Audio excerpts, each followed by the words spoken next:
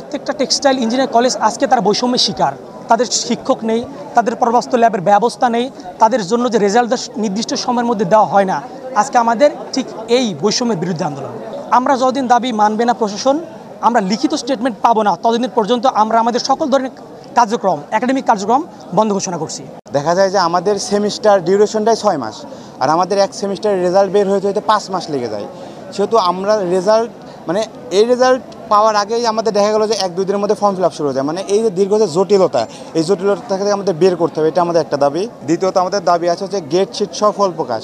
আমরাই মনে হয় যে ইঞ্জিনিয়ারিং টেক্সটাইল কলেজ, যেখানে হচ্ছে আমাদের আমরা ফলাফল শুধু সিজিপিএ পাই, আমাদের যে একটা সাবজেক্টে আমরা কত নাম্বার পেয়েছি, আমাদের যে কত গ্রেড আসছে, এটা আমাদের শো করা হয় না। এটা খুবই একটা আশ্চর্যকর বিষয়। এটা আমাদের হচ্ছে আরেকটা পয়েন্ট।